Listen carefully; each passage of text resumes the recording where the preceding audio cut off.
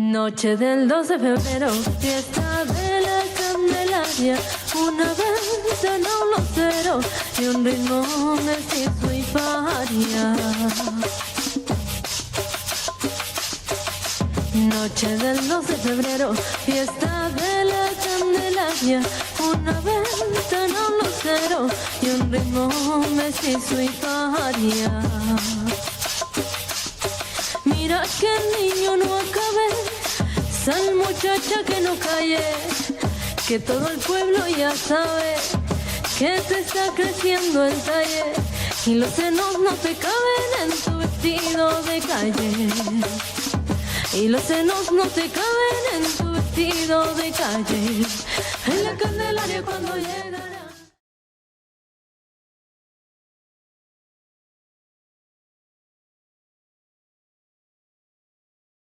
All right, that was amazing. Sorry we couldn't answer all questions. We're running out of time here. We have our next speaker who's been waiting patiently. Suzie Dawson, do we have her? Can we bring her up? All right, well, we're going to bring her up virtually. She's working on basically a private version of Twitter, not just her and her company, formerly Panquake. I believe now it's called Liberation Talk, I believe is the name. She'll be giving great details on it. We greatly appreciate their sponsorship, by the way, and their patience with us. We just, as everybody knows here, we've been dealing with a lot of content, which is a good thing. I think we have her ready to go. Everyone. Suzie, are you ready? Can you hear us? Yeah, I'm good. I can hear you just fine. Oh, wait, we can't hear her. You can't hear me right now. Hello, hello. No, we can hear you. Awesome. Hi. Hi, everyone. Hopefully I'm good to proceed. My name is Suzie Dawson. I'm the founder of Talk Liberation, a new software development house that is completely privacy focused and developing a number of products, including our flagship product, Panquake, which some of you may know about. I was here a year ago to talk about it, and I want to give you some updates today and some more information. I want to just shout out quickly to our team who's there on the ground with you. Hi, you guys, and to our team who are online as well. And I also just want to say there's been one big change in the world since I was here a year ago, and that is that Julian Assange is free. That's something that I personally am absolutely thrilled about. This world is a better place with Julian out of Belmarsh. So hi, Jay, how are you doing? Cool, okay, I'm gonna go ahead and attempt to present.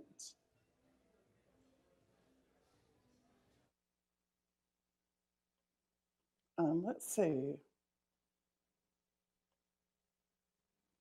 Cool, hopefully you guys can see this just fine, except yeah, okay. Cool, so like I said, I'm from Talk Liberation.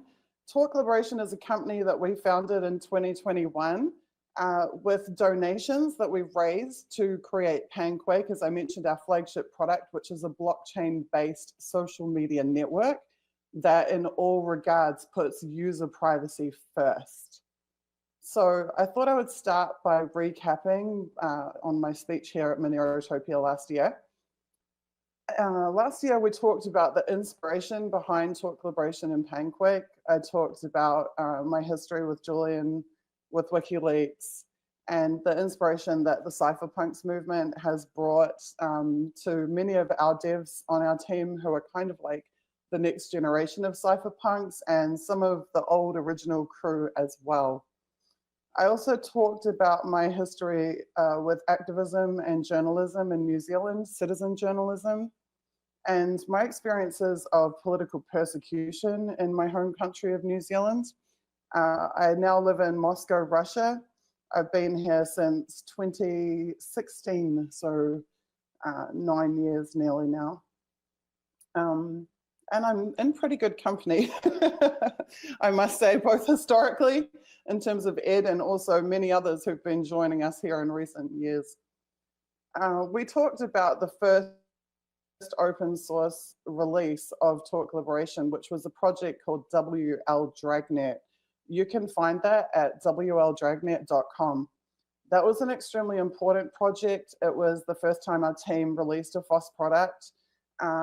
It is a search tool that searches documents that we obtained, which are from a variety of US defense contractors who have been surveilling social media users and, as we say, dragnetting them based on their political affiliations and in particular their support for WikiLeaks. I won't get into the whole thing again as we talked about it last year, but definitely check it out if you're interested. We created a tool that allowed Twitter users to input their handles and see if they had been pulled into the dragnet, if they were in the database, and then our tool allowed them to, on the fly, compile a PDF of all of the instances of their handles having been pulled into these reports that were compiled by these intelligence agencies. So I also talked a lot last year about artificial intelligence. I talked about the ways that it's being used in social media to profile users as well. And I talked about the connections between artificial intelligence, predictive targeting models, and how that's tying social media surveillance to the war machine and to the targeting of individuals physically on the ground, particularly by US Cyber Command and US Air Force.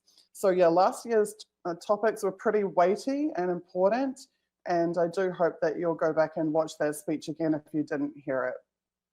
I also talked about the innovations that my team has been working on in blockchain tech. Our product Pancake is not just a blockchain-based social media network, it's actually a layer 1 blockchain. And we have some very unique innovations that I've certainly never seen in any other chain before.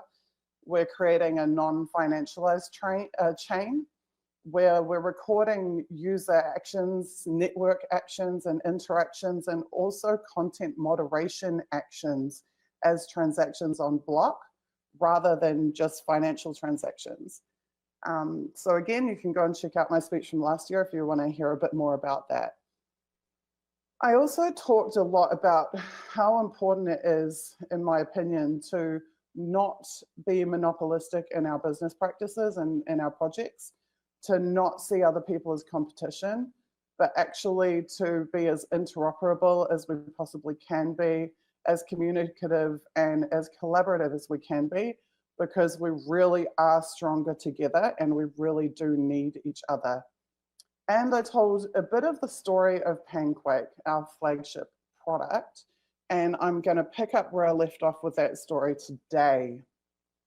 So this year I want to keep things pretty simple because we have a pretty large community of supporters in Pancake. Our crowdfunding campaign went viral in 2021. We raised the funds that we were wanting much faster than we ever dreamed that we could. We had millions of users come to our website and support our campaign. And our campaign was not funded by VC, it was not funded by corporations or governments. We had a marketing spend of $0. We had a PR spend of $0. And despite that, we were able to make a really big splash. And with those funds, we were able to establish actually a multinational corporation, Talk Liberation Limited. And we're now operating in half a dozen countries, and we are employing dozens and dozens of people all around the world.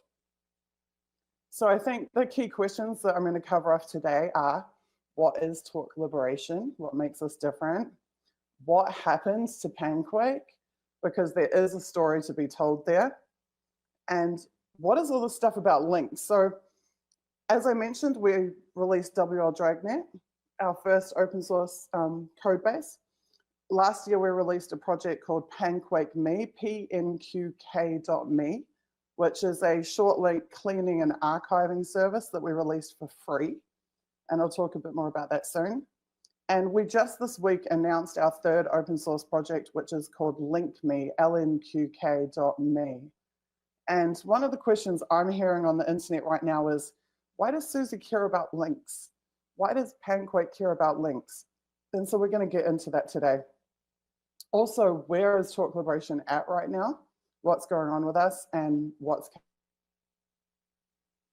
Okay, so moving along, Talk Liberation is software you can trust.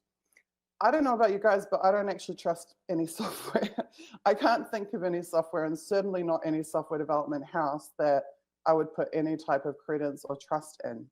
And at Tor Collaboration, what we are trying to do is solve the problems of the internet one piece at a time through developing and releasing free and open source software. It's super important to us that there be a software development house that is purely about protecting users and enforcing user privacy at an architectural level, as well as in the functionality and the workflows too, and even in the links, which we're going to get into very shortly. So we have this suite of products. You can see a few of them, they're up on the screen, but there are actually more which we haven't released yet. And we like to make really slick, sexy, customizable, attractive, drag and drop style dashboards that are intuitive and easy for people to use, but which have cutting edge functionality and which are interoperable with the Fediverse and other projects, and which are free and open source. So just as it says here on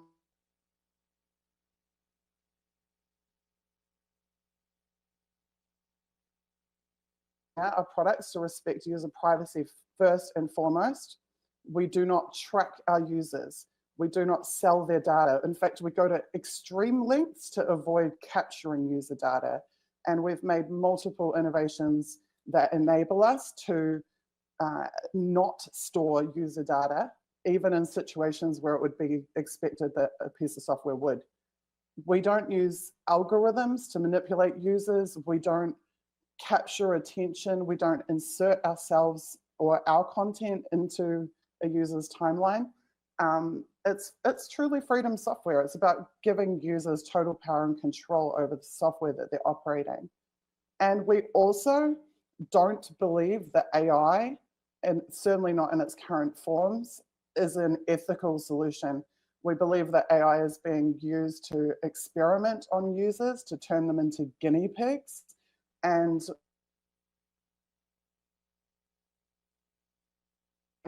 not only is all of our software AI free, but we also, in the course of building software, do not use any AI tools at all.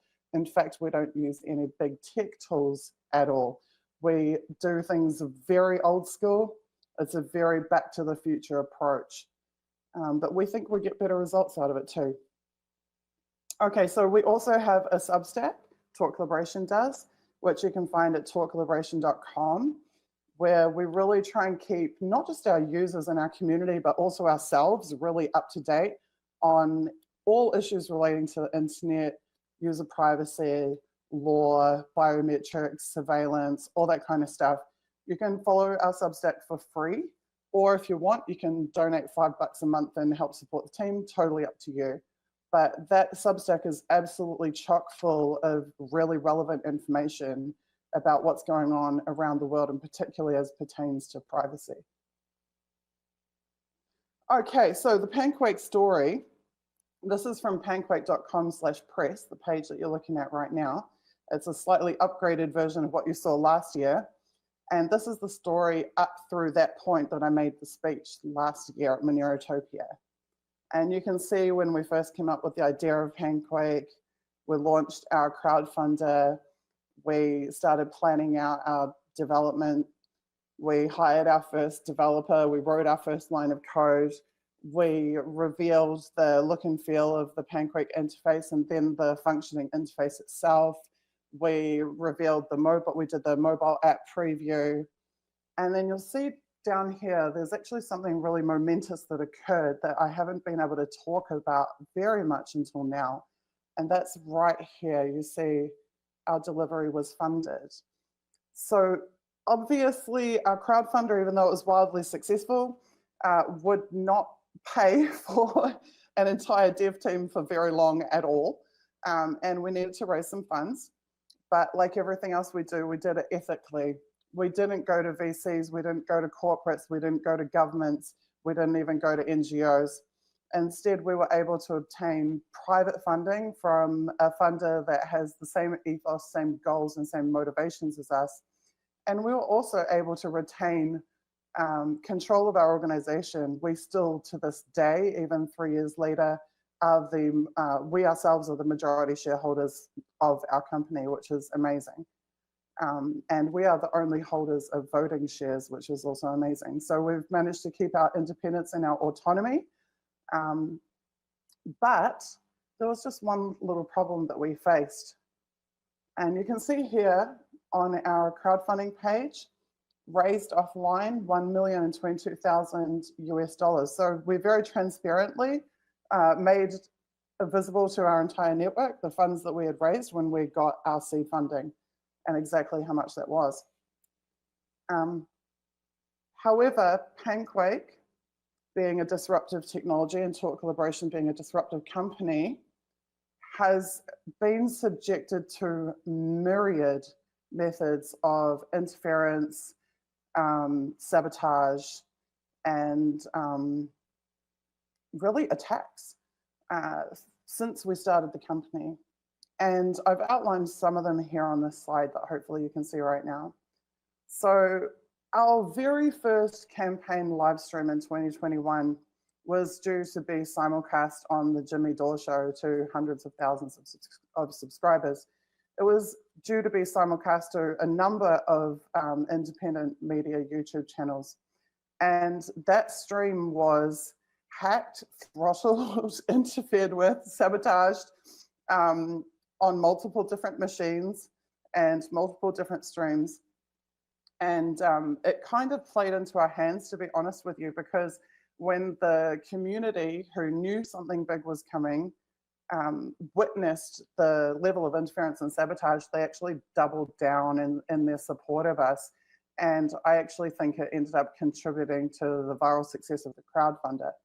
But from that first moment, we understood exactly what we were up against in terms of the scale of resources that could be set against us.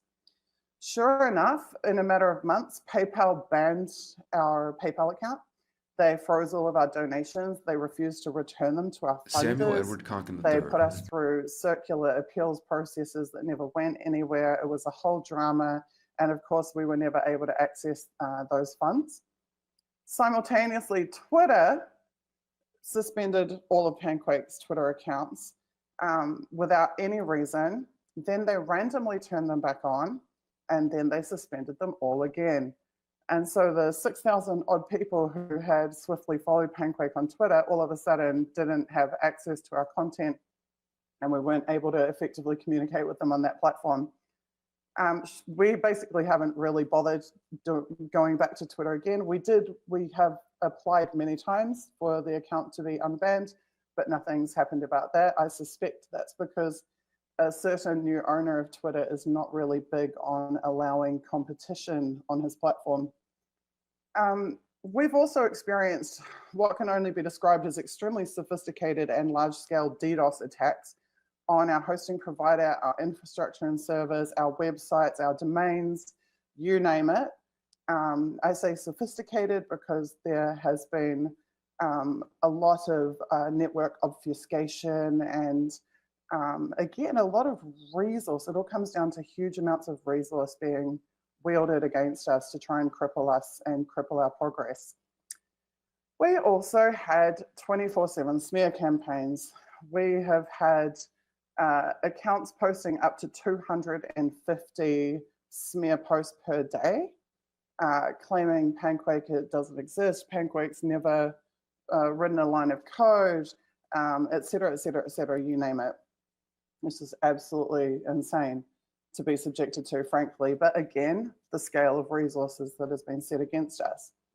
But then, and this is what I'm now talking about for the first time ever, something else happened to us, and it happened around that, our delivery being funded for the Panquake blockchain completion and delivery. And that's that a bank who I'm just going to call for now Bad Banky, that is in Iceland, which was where we were planning on having our commercial operations be situated. They froze our seed funding when it was deposited into our Icelandic bank account. And they kept it from us for a very, very, very long time. And they did it for completely spurious reasons. In fact, I'd go so far as to say just deeply incorrect reasons. Now, it wasn't a surprise to them that our funding was coming. In fact, we had told them ahead of time. We had been very proactive. Our funding source was completely above board. We'd done all of our compliance, all of our due diligence, but the bank just decided to freeze our funds and sit on them, which threw our budget into disarray, threw our strategic plans into disarray. And it took some time for us to find alternative solutions and be able to push forward with the project. Now, we aren't the only people to have had banking issues in Iceland. You may recall that WikiLeaks, in fact, won a lawsuit in the Icelandic Supreme Court against a payment processor called Valitor, who was, at the instruction of Visa and MasterCard, blocking donations and payments to WikiLeaks. Thank God they finally won, but as you all know, it really crippled WikiLeaks funding for some time. And again, you can see the scale of the resources that were set against WikiLeaks. And while I certainly have not experienced anything on the level of what Julian has, and I want to be really clear about that, I have no doubt that there is some synergy going on around technically or technologically innovative projects being denied access to traditional financial systems, even without cause. I'd just like to point out at the bottom of that BBC website, you can see that little cookies notice right there. You'll never ever see that on any of our websites. If you go to panquake.com, there is no cookies notice. If you go to pnqk.me or link.me, no cookies notice. We don't use them. Okay, so here is the second piece of news that I have not ever spoken about before, but that is that the legal team who represented WikiLeaks in the lawsuit against Visa and MasterCard in Iceland is representing Talk Liberation and Panquake. We are suing Bad Banky. We are currently engaged in litigation against them, and we will be holding them to account for what they did to our project. Bear with me a moment, please. Okay, so while fighting Bad Banky to unfreeze our funds so that we could hire in the remaining specialist devs we needed to complete a blockchain, we realized it was going to take some time, and we didn't want to deprive our audience of the technology which we'd already invested in building to that point. So we quickly pivoted and we began productizing and releasing the pieces of Panquake that we had already developed and finished. We knew that that technology had the potential in and of itself to manifestly change outcomes for internet users, and I believe already is. And that's why we put that technology into your hands straight away and for free in the form of PanquakeMe, pnqk.me. And we'll have a little look at PanquakeMe right now.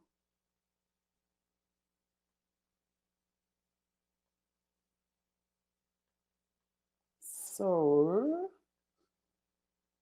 here's PanquakeMe. So this is a screenshot of what the PanquakeMe webpage looks like.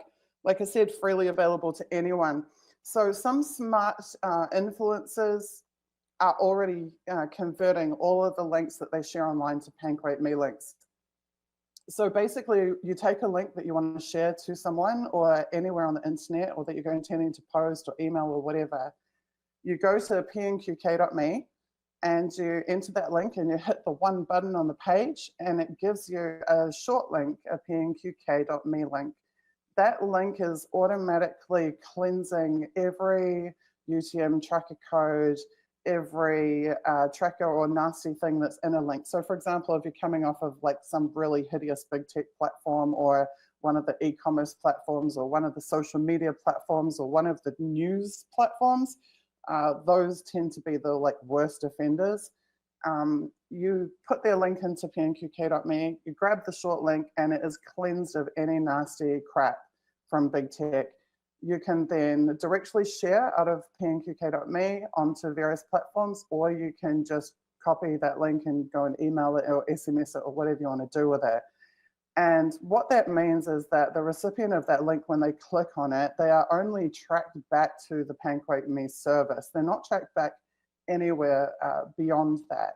And you are then not tied to that user in the way that you would be if you were sharing with them directly off of a big tech platform. So what we're doing is we're putting a protective wall between those who are generating links for sharing and posting them and those who are the recipients of that link or the audience. So it's really quite a spectacular thing. It also has an inbuilt archiving service, both to archive.is and to archive to date. There's actually archive.org, sorry, there's multiple archiving options. And if we also have a quite amazing domain validation technology built into it as well, where if PanquakeMe does not recognize the root domain of the link that you're sharing, it will by default only give you short links that lead to the archive versions. Then we go through and validate those domains, and we make sure that they're not going somewhere nasty that's got malware or going to infect a user, et cetera, et cetera. If we can see that it's not and it passes our validation checks, then that's whitelisted. And that means that the next time that you enter that domain, you're going to get a short link that will allow you to pass through to the original page, or what in the industry is known as the target URL. But if it is somewhere that's going to infect a user or hurt them in some way, they're going to not be able to access that except for archived versions. So this validation process means that we are continually expanding our list of domains that we've validated, and we've now validated over 100,000 domains on our project, which is quite cool. The user adoption metrics on PanquakeMe have been absolutely through the roof. Over 80%, I think we're at something like 86% of users who hit the page actually complete the workflow and create a link. And also, as influencers have begun using PanquakeMe exclusively to, before posting any links, they're only posting PanquakeMe links, the click to link ratio has gone up exponentially as well. I think we're up like 400 and then 600%. So slowly over time, users are learning that when they see a pnqk.me link, they are being protected, and the person sharing the link is trying to protect them as well. And they have a much higher degree of confidence to click through on that link, knowing that they're going somewhere that's been validated and that doesn't contain any big tech trackers or cookies. So we also had a lot of requests for people who want to create multiple links, who want an enterprise version, who want to be able to create QR codes, who want to be able to do other things like that. And for that reason, we went ahead and created LinkMe, lnqk.me. You can go ahead and apply if you have a project that wants to use LinkMe. LinkMe provides a truly cutting edge digital marketing dashboard. Again, same kind of drag and drop, fully customizable, same kind of really light workflows and high usability as the Panquake application and interface design.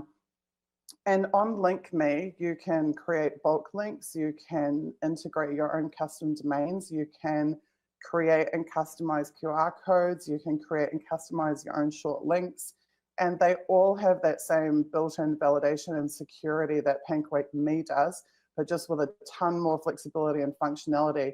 You can create and edit projects, and you can invite in users from your team. You can create teams within the dashboard and assign them to different projects, so you can run multiple projects simultaneously. You can create links and QR codes and assign those to the projects. And so you can really collaborate on a proper digital marketing campaign. It really is a digital marketing campaign tool. But it's also a metrics engine, and it's an anonymized metrics engine. So LinkMe does give you the same type of metrics functionality as you would expect from a digital marketing dashboard, except everything is anonymized. We're not in any way collecting data on individual users, but you're able to see your click data. You're able to see what different types of links are the most successful, what different projects are the most successful, et cetera, et cetera. So you're able to get high-level business statistics without compromising the privacy of your users. And that's something that's really never been done before in the commercial space at this level. So it's pretty significant, and I urge you to check it out if you're interested. It's a great way to be able to compete as a business without compromising on ethics, particularly if you're a privacy-minded project. It's also much more affordable than the typical digital marketing campaign dashboards because we don't penalize you with charges per click, which everyone else in the industry does. So we're trying to clean up the short link industry, clean up the QR code industry, and actually clean up business itself. And it's a big goal that we've got going forward. Here's another view of the Link Me dashboard. You can see there the ability to create new projects, links, QR codes, connect domains, upload bulk links. It also has a business reporting feature where literally in one click you can have a presentation ready, report containing all your project data and metrics that again is in no way compromising user privacy. Cool, okay, so that gives you some idea of what we've been up to in the meantime while we were dealing with the whole situation around bad Banky and our funding and waiting to be able to finish our blockchain build for Pancake. So we have in no way given up on Pancake. In fact, we've made substantial progress towards delivering it. And I'll be talking a bit more about that too. But first, I'm going to address this question that I keep seeing floating around the internet, which is, why does Suzie care so much about links? What is the relevance? And why should we care about links as users? And I want to kind of look at that from a layperson's perspective and why they should care. So I know we have a bunch of techies in the room, and what follows might be a little bit dumbed down for you guys, but I think this is important for the wider community who aren't necessarily developers to be able to understand what the significance is. So first we've got to think about what is a link. We know if we open our developer tools in our browser, and when we input a link, we can see that we're connecting to a server, we can see the server address, and we can track the network activity. But regular people can't necessarily do that or know to do that. And so what they need to know is that when you are inputting a link into your browser and hitting enter, you are connecting to other people's computers. You are then subject to their rules, their laws in many cases, and their choices, their choices around their network architecture and how their websites operate and what they collect from users or don't collect from users. And sometimes you don't even know really where you're going when you click on a link until you get there. And sometimes you don't really know the consequences of you visiting that link until long after, if ever. So a link is an address, and a link that someone gives you is an invitation to visit that address. So a link is like a passport or a boarding pass. And when you're transiting the internet, that's like a digital airport. And you show up at your destination with luggage that you may not even know that you're holding. And you may not know or understand what is in your luggage. But a largely invisible internet airport security or border control rifles through your luggage and stores copies of it, which they keep forever, and then they share with people that you don't know. And sometimes they do it for profit, and sometimes they're just doing it for control. But even worse, in your luggage, they find out who told you to go on this trip in the first place. It could have been your mother, it could have been your neighbor, it could have been someone you don't even know or that you never want to know again. But you have effectively reported on that relationship just by making the trip. And now you're tied to that person forever, and the internet border control has you tied together with that person for all eternity. Once they're done rifling through your luggage, the airport security add a few things of their own into your bags and then hand your luggage back to you. And off you go onto the next address with even more luggage than you started with. So what happens when your ticket or your boarding pass is from PanquakeMe, pnqk.me, or LinkMe, lnqk.me? Well, when the internet border control open your bags, that's all they see. That's all that you're arriving with, a boarding card that says PanquakeMe or LinkMe. and nothing else is in your bags, and you haven't reported on anyone, and your social network and relationships aren't being mapped, and you're a free agent. Now, when the Internet Border Security add their trackers to your bags and send you away, and you take those bags back to PanquakeMe or LinkMe and enter the link that you've been given, you're cleaning out your bags again. And you're free to travel on unhindered by the past and where you've been, and without fear of the future and where you're going.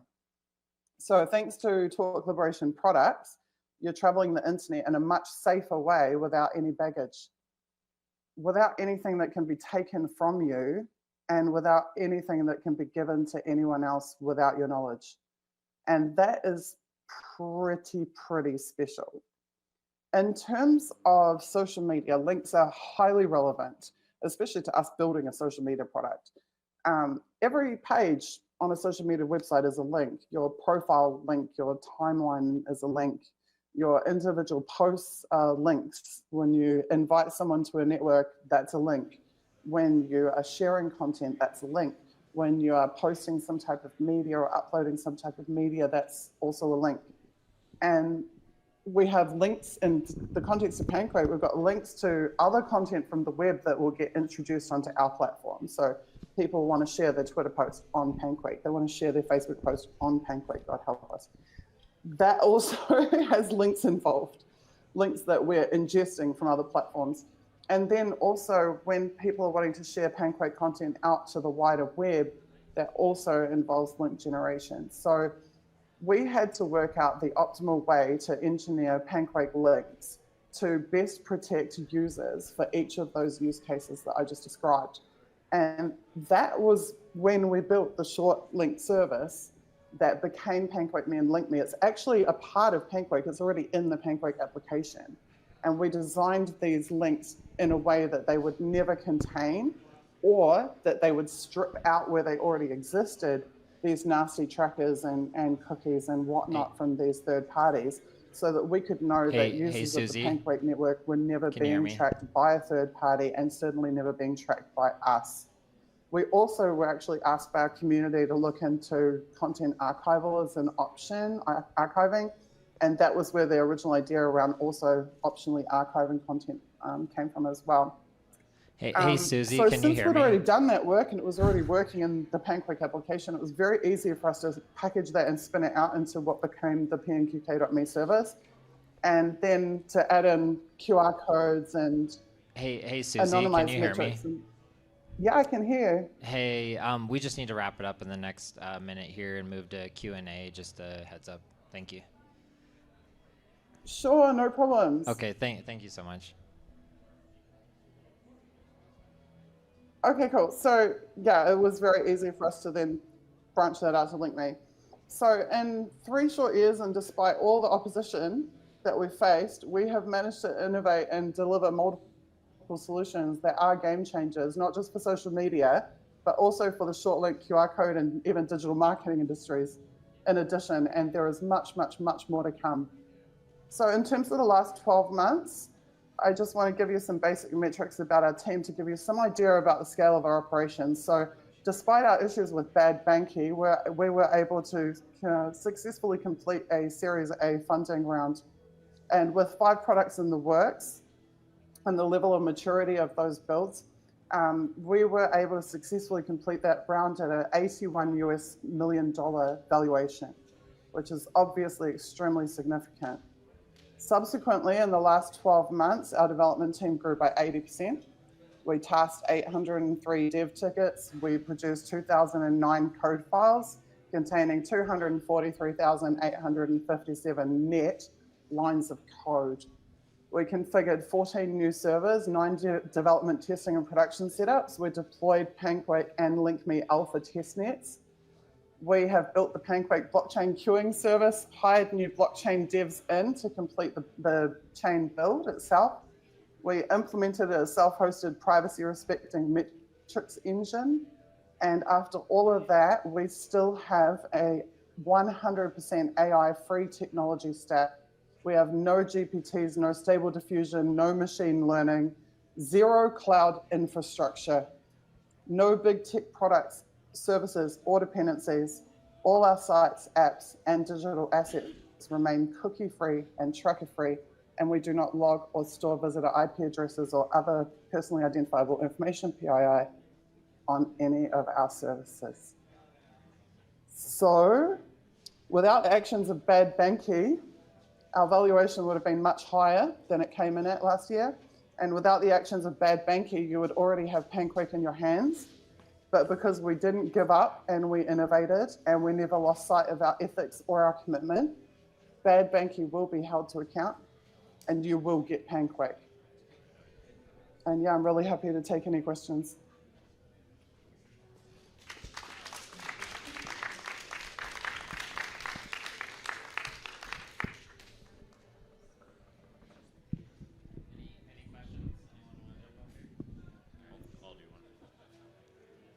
Yeah, I just had a question regarding like how the entity structure and how you guys are going to deal with the software as opposed to the entity itself, because as we all know, like a major attack vector for nation states against dissident technology is corporate entities themselves. So I kind of was wondering, like, how do you guys address that threat? And yeah.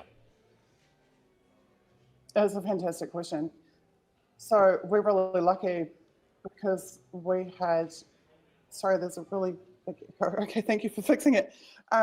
We're really lucky because we had some really high level targets of US State Department, DOJ, advising us from the beginning. And we were given some very great advice around where to domicile our company.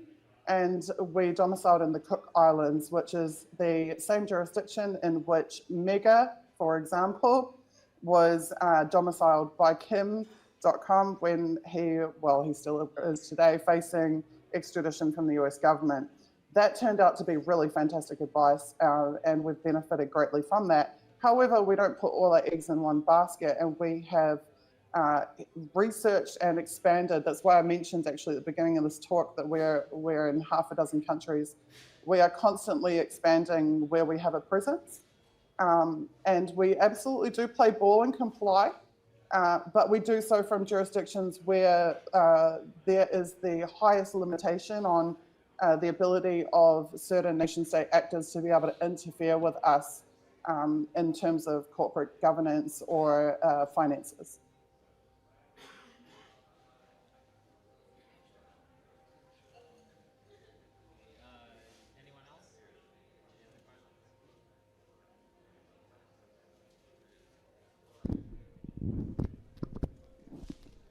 Okay, there's no one else in line here to ask any questions. Suzie, Okay. Thank you so much. Really appreciate you.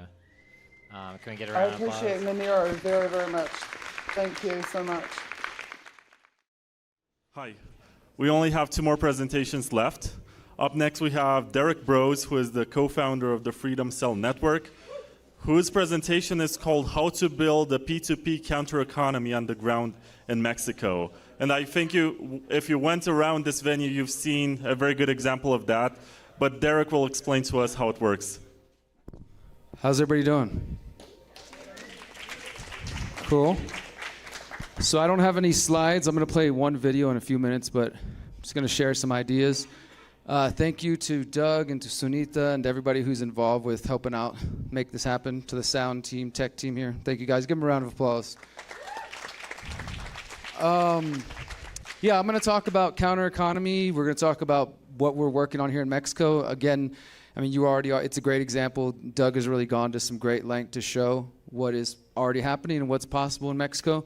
I'm going to talk about some of the efforts we're making where I live in Morelia, which is 4 hours west of here, and where we have land and where we are working on, not only here in Mexico, but with folks all around the world to build the parallel systems of the future that we think are really going to be the answer. You know, like most of you, I think, maybe some of you have fallen for what is sometimes called get liberty quick schemes recently, but for the most part, I think people here recognize that politics isn't the answer and are not falling for thinking that people like Donald Trump are going to save the day because, you know, free Ross, but fuck Trump. So Yeah, so I think most of you guys are probably already on the same page about that. For those who are not, if you're still playing politics, all this stuff still will relate to you. I want to speak about agorism and what I call exit and build. As just a show of hands, how many people are familiar with the philosophy, strategy of agorism or have heard it before? Cool, awesome. So I think most people here as well will then know the story of Samuel Konkin. You might not know that this year is the 20th anniversary of his death. He died in 2004. Unfortunately, he died before Bitcoin and he died before Monero and a lot of the different things that his work actually kind of predicted in some ways that we're gonna see the creation of parallel systems and technologies providing ways for people to become more free and to build the counter economy, right? But yeah, unfortunately, he didn't live to see it, and he was active on like some early Yahoo forums and stuff. You can find like his last writings, but his work, along with the cypherpunks, of course, is really the roots of crypto. Even most people who use crypto probably don't know about Konkin, and a lot of people who practice what he talked about, agorism and counter economics, which I'll get more into in just a moment, they're already kind of existing in this way, but they don't realize it. Like, so people who are occasionally doing transactions, like let's say you have a garage sale or a yard sale, or you do something like that, you're selling things that you don't want anymore, and anybody can come by and buy it, or a market like this. For the most part, those things exist without being taxed, without any sort of record keeping of things like that. So people are already participating in the counter economy as Konkin described it. They're just not consciously practicing agorists or counter economists as he talked about. And I really have taken it upon myself in my work. I'm an independent investigative journalist. I make documentaries and I've written some books, but philosophically, activist-wise, strategically, and through my own life, I try to be an example of showing people that there are ways to exist outside of the systems and to build parallel systems. So I've really tried to take Konkin's mission seriously, not only because I believe in the ideas, but I think it's also in line with being a moral, ethical person to not support immoral, criminal systems where possible, right? So that all works out well. And so I'll go ahead now and I'll play this short clip. So this, as I said, is a video we put out earlier this year, and I played it at a few different events around the world as a sort of tribute to Samuel Konkin and his work and marking the 20th anniversary of his death. So we'll play this and I'll get more into what the black, gray, red markets are, and we'll talk about exit and build. Check this out. Samuel Edward Konkin III was born in Saskatchewan, Canada on July 8, 1947. After graduating high school, Konkin entered the University of Alberta, where he graduated with honors in 1968. Soon after, he arrived at the University of Wisconsin to begin graduate studies in chemistry. In 1971, he moved to New York City to seek a doctorate in theoretical chemistry at New York University. Konkin believed in forming alliances between left and right factions of activists in the hopes of building parallel economies, or what Konkin referred to as the counter economy. From 1970 to 1975, he developed his libertarian theories about the counter economy, taking inspiration from the marketplaces in ancient Greece known as the agora. He believed that activists could withdraw their consent from the state by building parallel economies and parallel institutions that compete directly with the state. Although Konkin had achieved a Master of Science degree in chemistry, he reportedly refused to turn in his doctoral thesis because he, quote, didn't want to spend the rest of my life working for the military-industrial complex. Konkin also wanted to work full-time in the libertarian movement and the counter-economy. In 1975, he gave up his university studies and left New York, taking a 3-week trip across the United States to relocate to Southern California. In 1980, he published his epic book, The New Libertarian Manifesto. In his book, he outlined his agorist philosophy and the strategy of counter-economics. In late 1984, he founded the Agorist Institute as his latest effort to propagate his ideas. Konkin was less active in the mid-1980s and early 1990s, but he re-emerged on the libertarian scene in the late 90s, early 2000s, when he was actively posting in libertarian forums on the internet. On February 23, 2004, Konkin died in West Los Angeles, California, at the young age of 56. In the 20 years since his passing, Samuel Konkin's philosophy of agorism and the strategy of counter-economics have gone on to inspire millions of people who are seeking alternatives to the ever-increasing violence of the state. Although Konkin did not live to see agorism become a popular underground philosophical school of thought, or witness the growth of interest in parallel economies, we honor his efforts to lay the foundation upon which our movements are building. His ideas continue to serve as the inspiration for the Freedom Cell Network and the Greater Reset activation. Samuel Edward Konkin III, we honor you and Cool. So yeah, he's the OG basically. So at the end, I mentioned the Freedom Cell Network. I'm going to talk about that in a bit. Just one of the sort of networks that I'm involved with that, again, is inspired by his work and the idea of building parallel systems.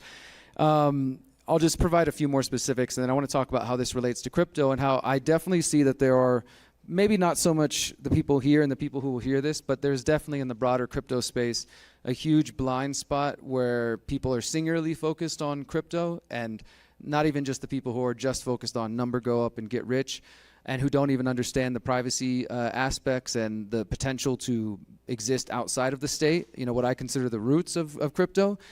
But people who are so singularly focused on crypto that in many other ways they're still dependent on the old systems and the coming technocratic slavery system. So crypto is just one piece of that puzzle.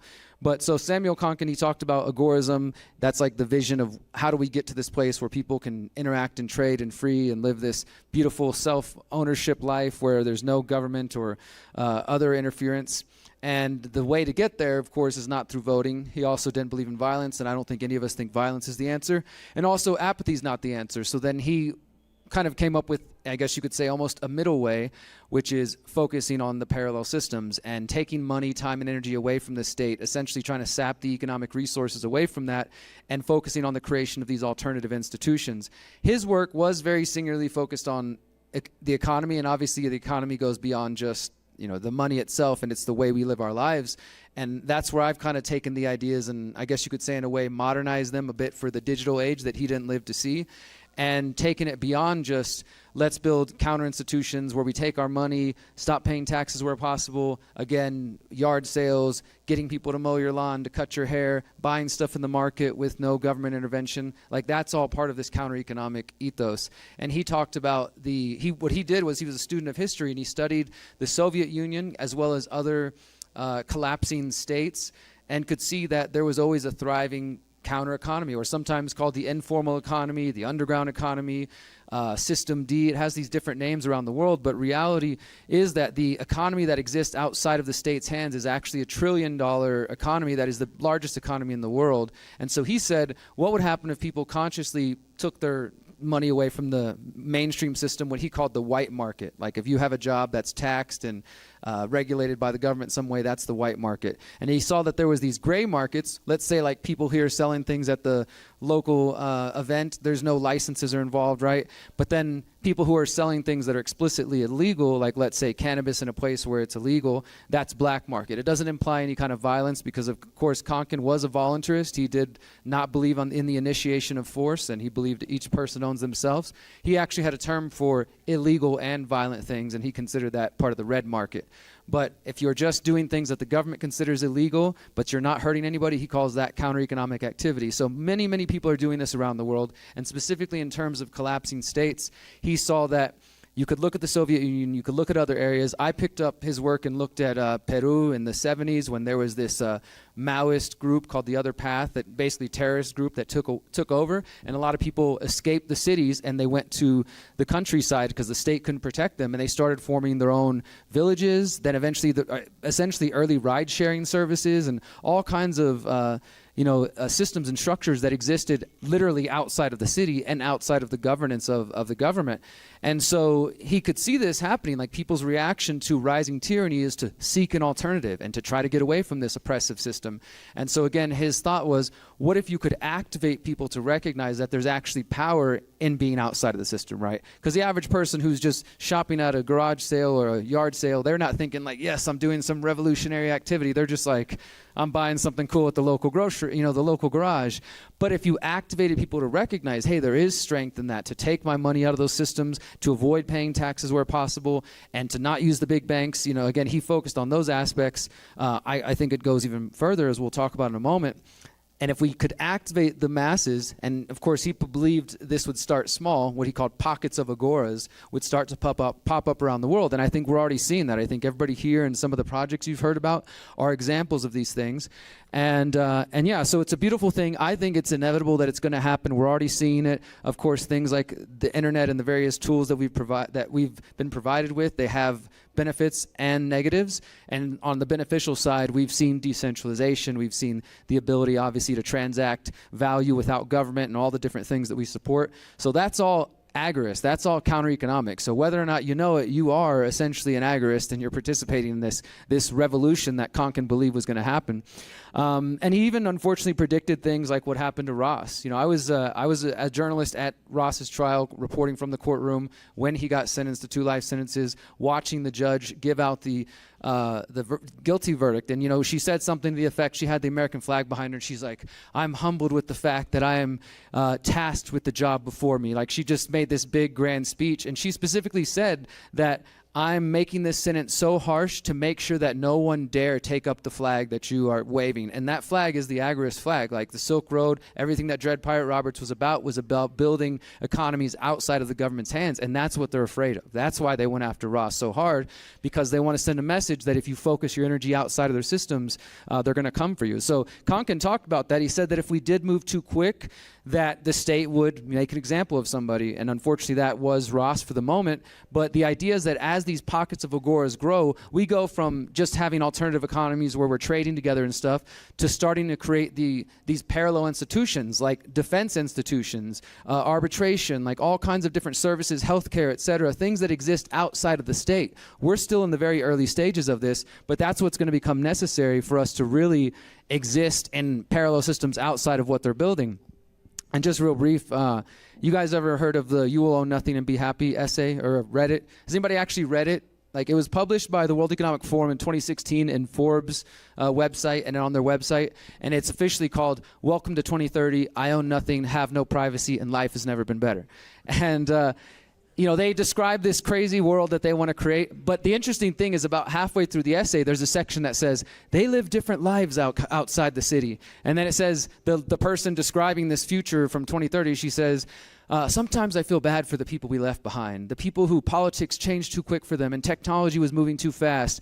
You know, they now live outside the city in 19th century or 20th century shanty towns in self-supplying communities. And they try to make it sound like it's some apocalyptic thing, but that's going to be us. Like, we're going to be out there living in these permaculture paradises, whether it's lunar punk or solar punk or other cool things we're coming up with outside of their systems. And it's interesting that even the World Economic Forum sort of acknowledged that not everybody's going to be living in this crazy way they want, this technocratic vision they have, that there will be people who break away and form parallel systems. That's what I'm focusing my energy on, and I think agorism is really the key of that.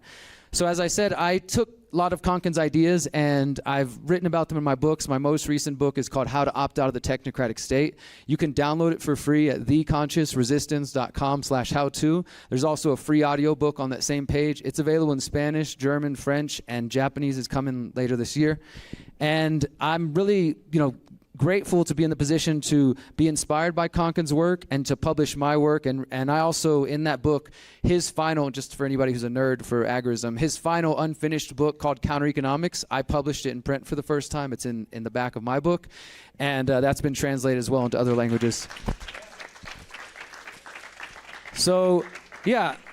So all credit to him. And now, so I sort of, as I said, took the ideas and tried to modernize them and update them for the digital world. Because a lot, like for example, his last book, you read it, and he's talking about stuff from his perspective in like the 1980s, talking about floppy disks and shit like that. And it's cool like to look at it, but I'm like, all right, a lot of this doesn't totally relate to what we're doing now. So I took the ideas and I kind of expanded it, and it's what I call exit and build. So again, everybody has already spent time. We had Aaron Day, give it up for Aaron Day, Sterling Lujan, so many other great speakers. Others have touched on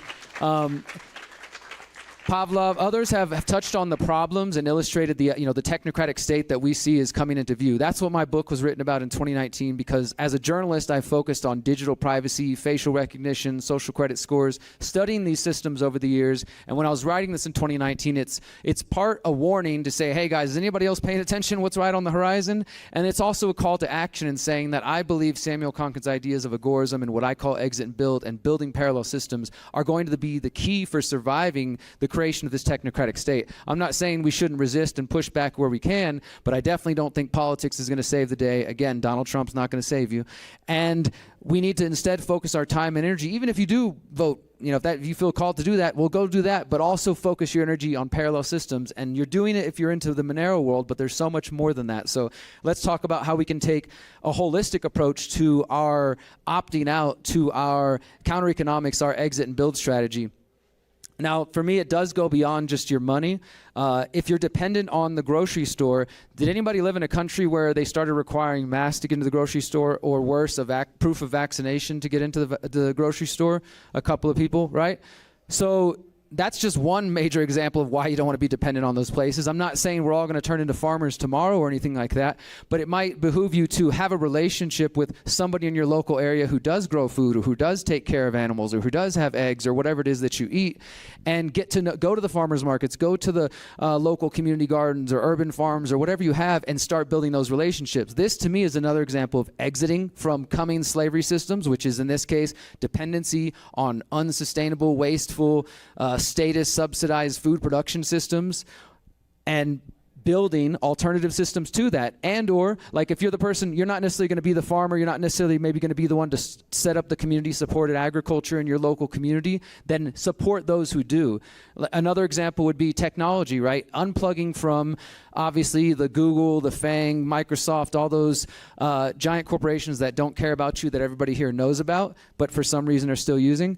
And unplugging from those where possible, and then building new systems. Now, I'm not a technologist, I'm not a developer, I don't know how to do those things, but I come to events like this to work with people like Rose and Amir and others out there who are building the projects of the future, so that I can come out here and say, hey guys, test this new thing out, use this will help us get off their systems, and really be a kind of a loudmouth for the options that we do have, because there are people out there who aren't in this community but who are desperately looking for solutions and trying to figure out how do they get out of these immoral, like I said, what I call slavery systems. Because if you stay in the big tech world, and if you stay in the banking system, that's another big one, obviously, if you stay in the food production systems that they have, you will still be sucked up into their technocratic slavery system. You will still have a level of dependency. And I don't know if we can get 100% completely independent from the grid, but we might as well start right now. I mean, if we see the direction things are going, we need to do more than just collect our digital privacy coins and hope that we get rich before shit gets crazy. I mean, I think we need to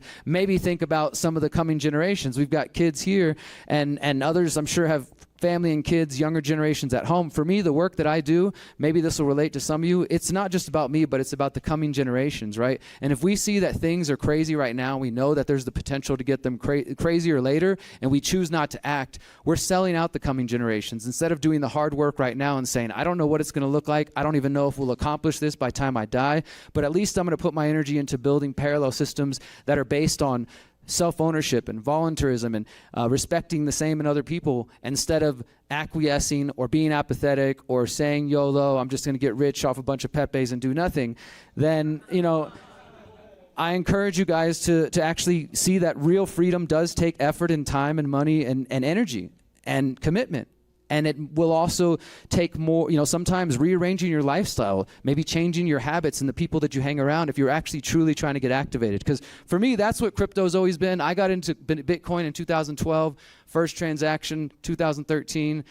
And I was using it as a currency from day one. Right away I could see there was people who wanted to be regulated and accepted by the mainstream, and there was the crypto anarchists. Well, the people who wanted to get regulated are fucking winning. And that's what most people think of crypto. So for those who understand that Monero specifically is a tool to exist outside of the state and to work your way around, we need to put more energy into that and promoting that message. I believe this is just my opinion, but also recognize that it does go beyond that we need to get connected in other ways. And so I'm here in Mexico. We live in Morelia. We have an event in January that we do every year. It's called the People's Reset. It's formerly called the Greater Reset.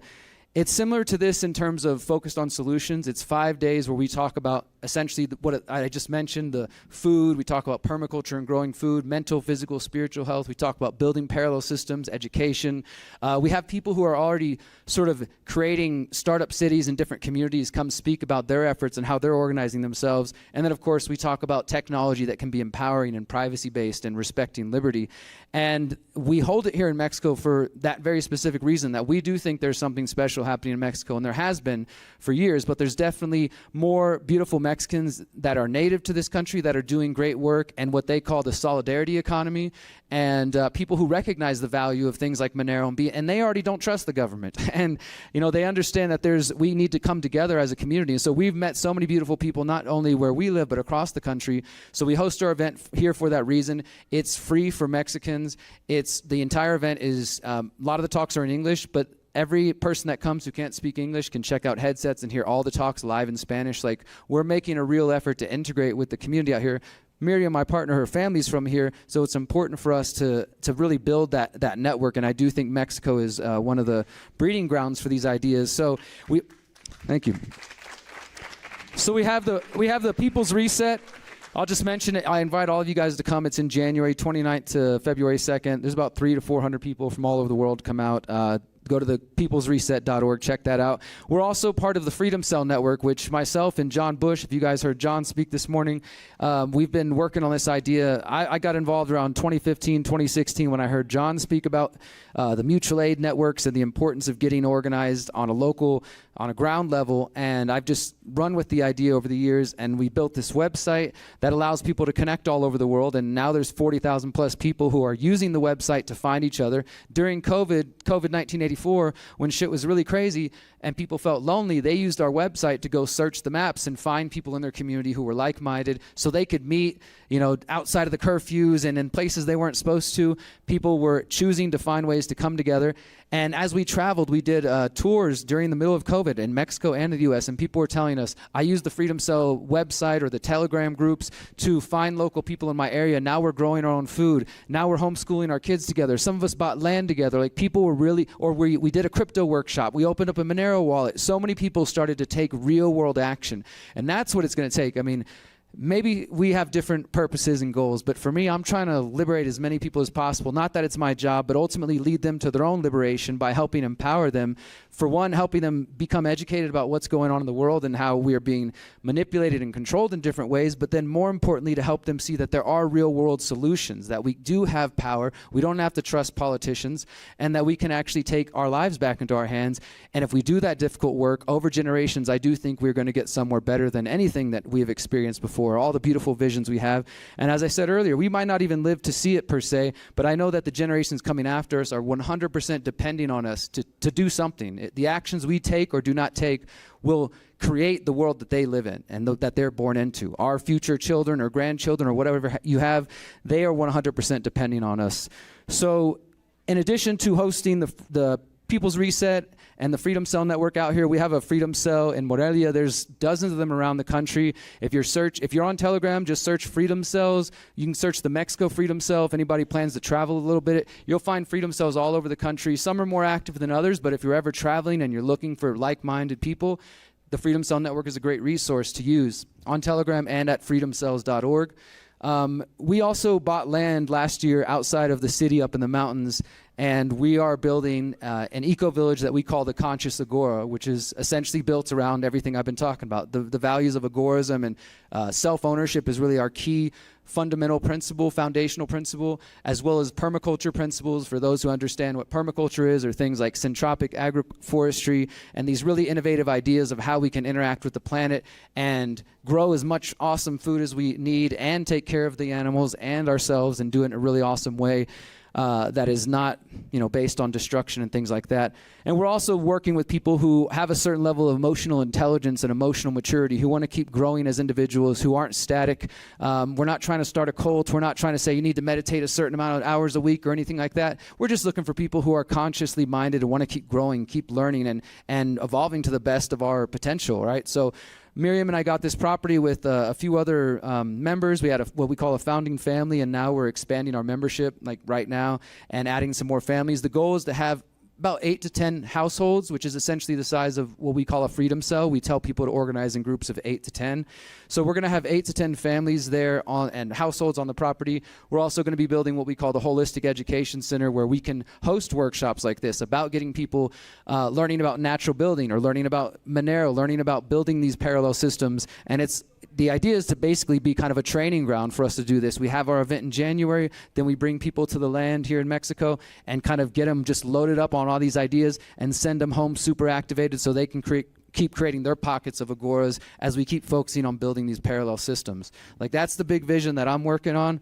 I'm always looking for more people to work with, and lately we've been, as we prepare for our event, we have a lot of really, in Michoacan where we're at, you might have heard about Michoacan. It's like one of the places the government tells you not to visit.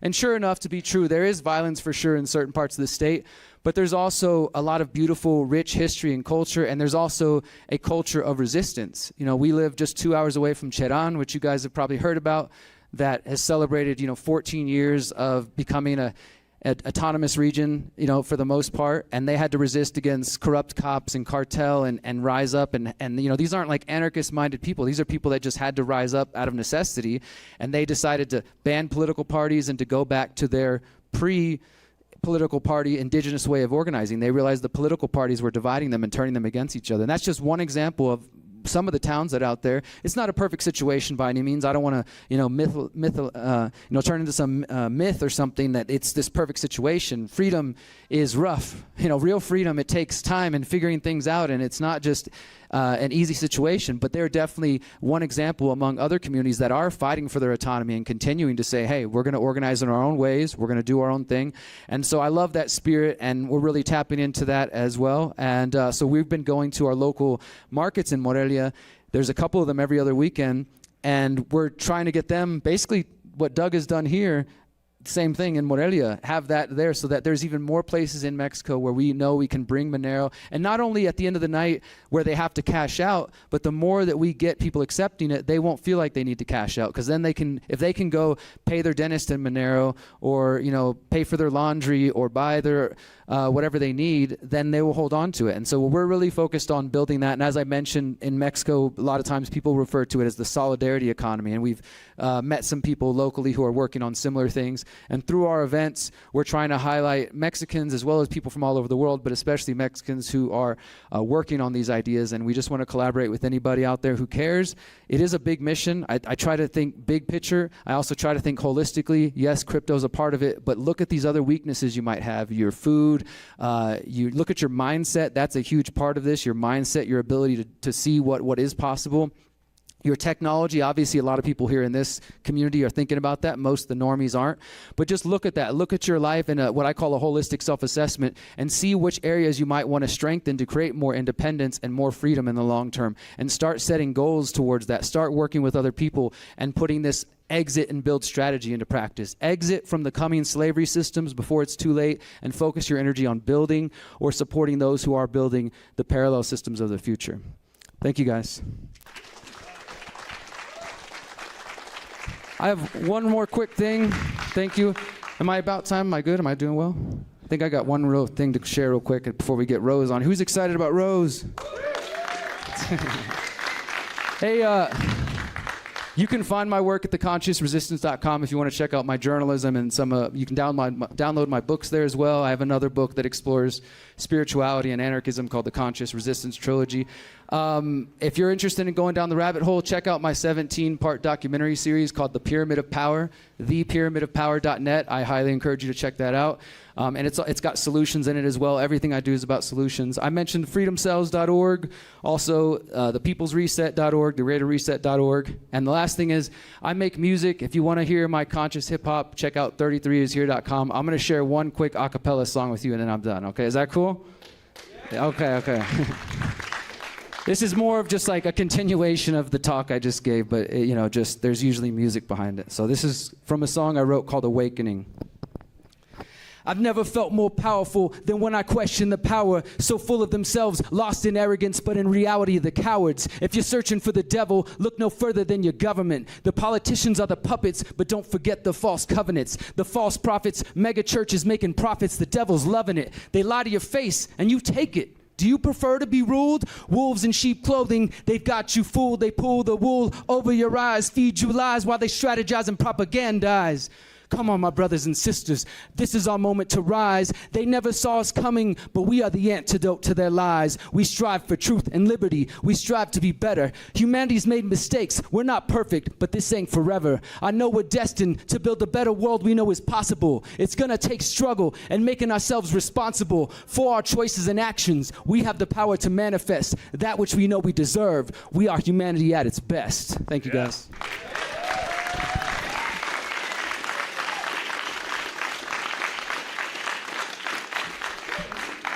Amazing, man. Amazing. I'm catching a bus in like an hour, so if anybody wants to say hi or grab a shirt before I leave, I'll be at my table in just a few moments. Fantastic. Thank you, guys. Thank you so much.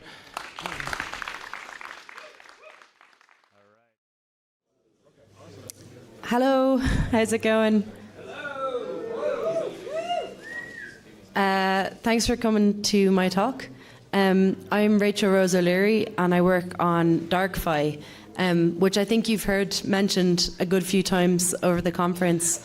But, you know, I'm not really going to talk about DarkFi today. I'm going to zoom out a bit and tell what I hope to be more like an inspiring story about the past, but also about the future.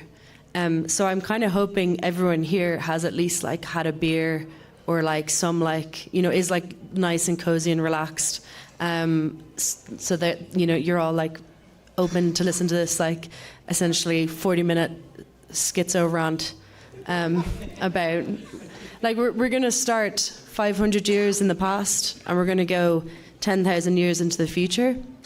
And the goal of this presentation is really to present a kind of counter-narrative to the one that we're constantly presented with, which is this idea that like we're just moving headlong into some kind of surveillance dystopia, and we're all going to become like bug people and like, you know, part of like some dystopian Borg.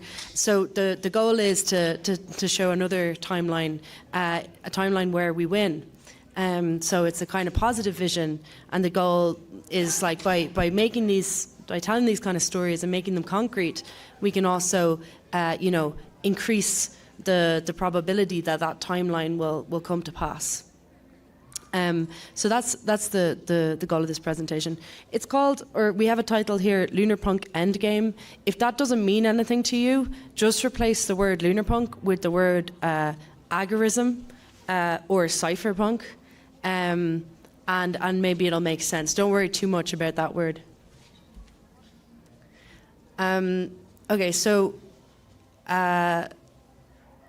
just to begin this talk in terms of like the dialectic of forests and deserts. So we talk about this a lot in DarkFi, where we say anonymity is a forest and surveillance is a desert.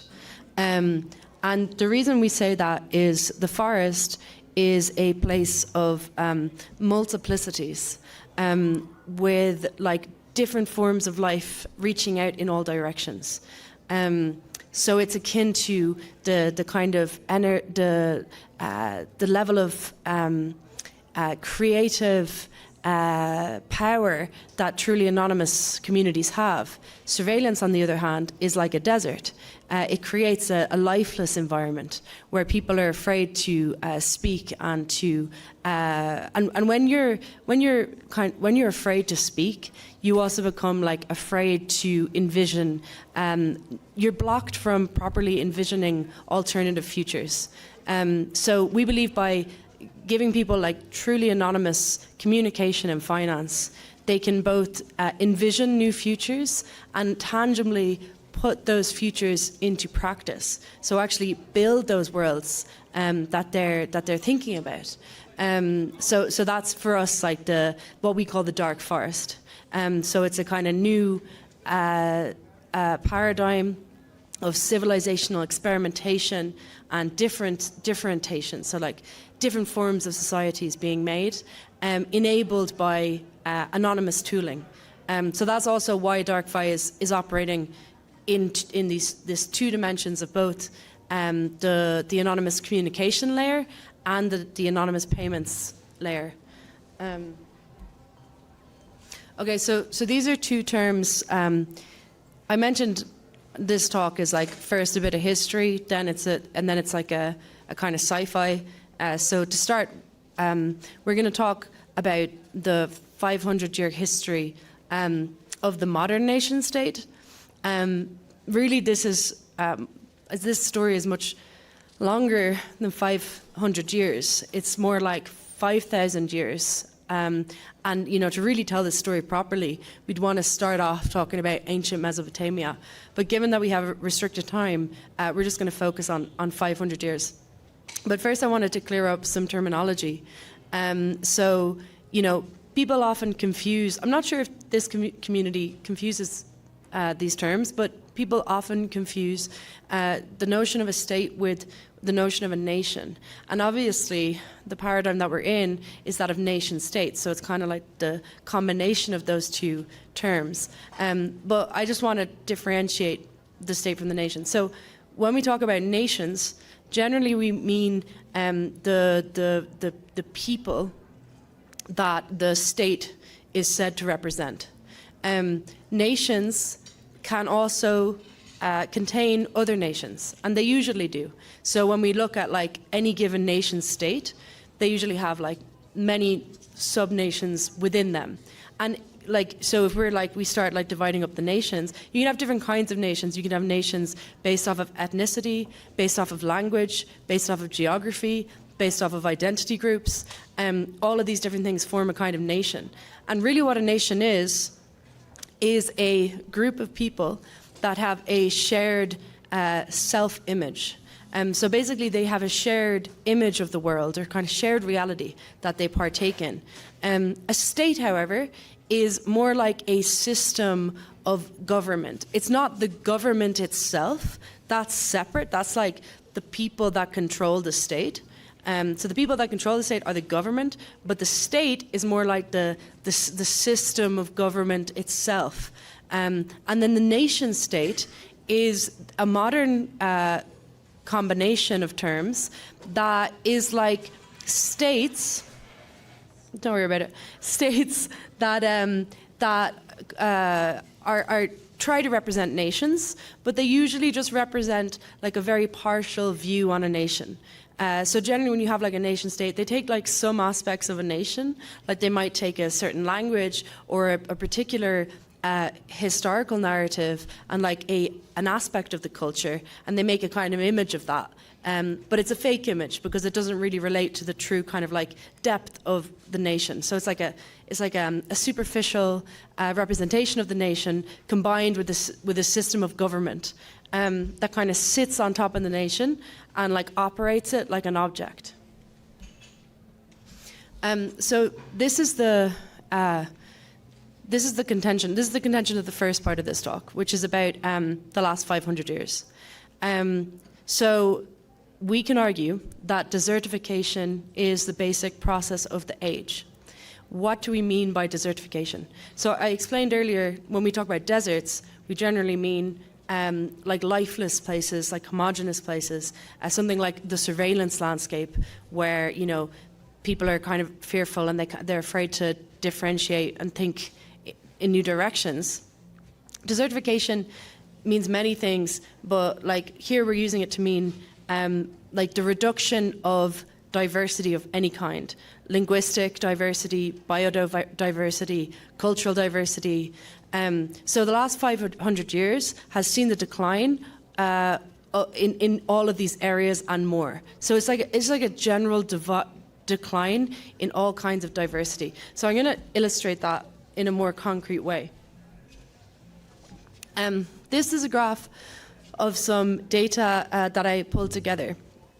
So I mentioned earlier the definitions of like what is a government, what is a state.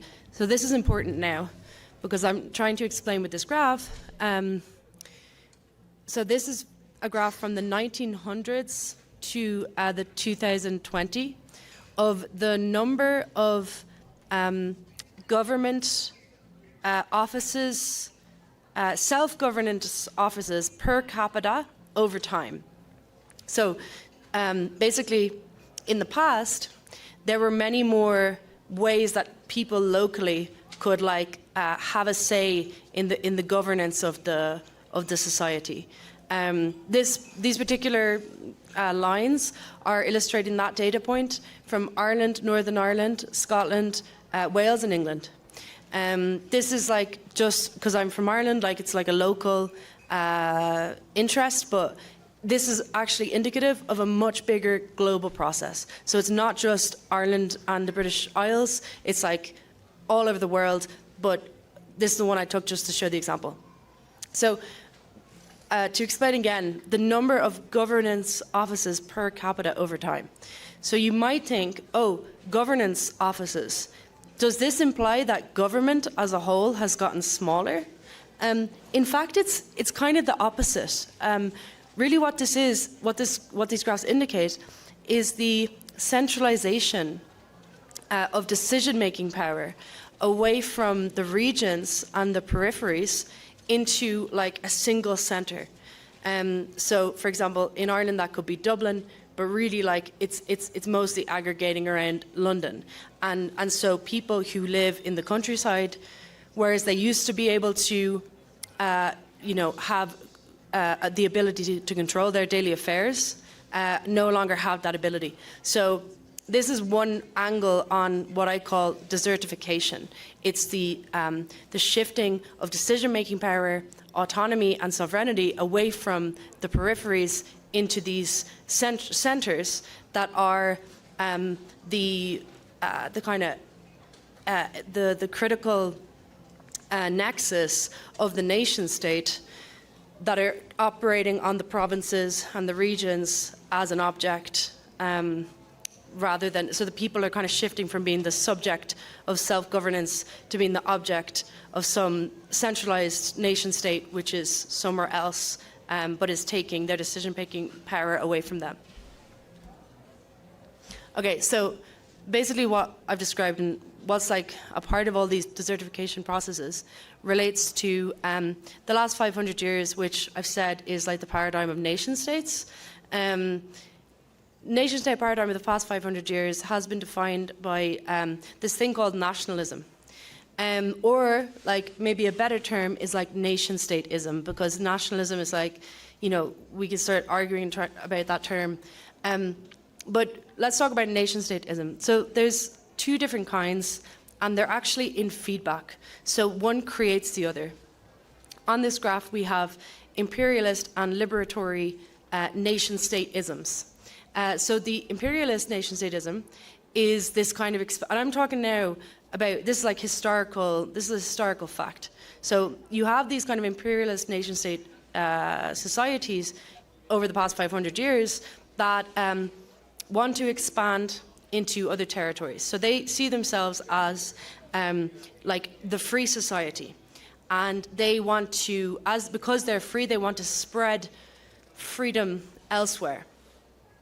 So like a classic example, to stay within the examples that I've given, is like how England expanded into Ireland, Scotland and Wales and the Isle of Man. So this kind of expansionary project where they want to extend their society outward was a kind of imperialist nation-state-ism. This ended up creating, over the past 500 years, another form of nation-statism, which you could call liberatory nation-statism. And basically, that's like a reaction to this expansionist thing. So you have the expansionist forces, and then you have a new form of nation-statism that emerges that says, actually, no, we don't want to be part of this nation-state. We want our own nation-state. And it starts to declare its autonomy. But there's a kind of paradox here where they're kind of fighting fire with fire. So they're trying to defend against the expansion of this imperialist nation-state, but they do it by creating their own nation-states and weirdly participating in a kind of a self-colonization process, which. Okay. I've shortened this talk because I want to talk about the next 10,000 years, but to like very quickly describe like how that happens is, they create these nation states. They believe that by doing it, they're actually rescuing their culture, because they say, like, for example, Ireland, they're like, oh, England is taking away our culture, so we need a nation state to fight back. But they create the nation state, they actually find themselves in this weird cultural death spiral, where they're centralizing everything around Dublin, which is a proxy of London, and increasingly losing all of that cultural vibrancy and diversity that I was describing earlier on as desertification.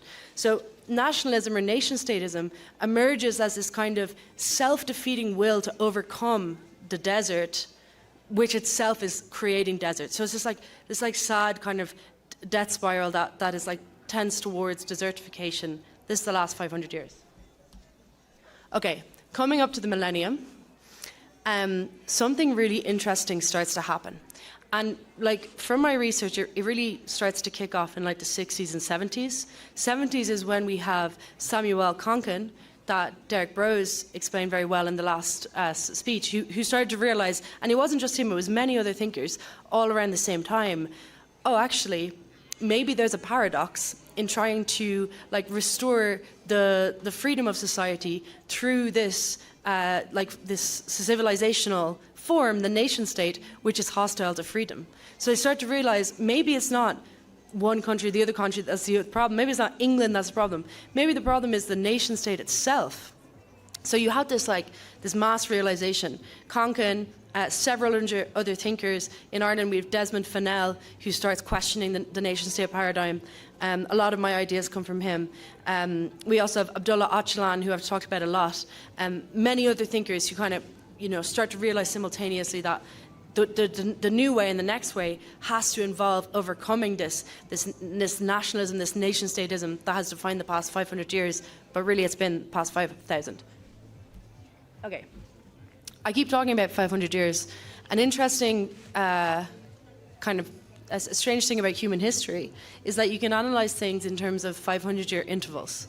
So every 500 years, there's some kind of a shift in how society is organized. So for example, you see here 500 years before Christ, the earliest form of democracy was born. Then we have Christ himself emerging. With his rise comes the fall of the Roman Empire. And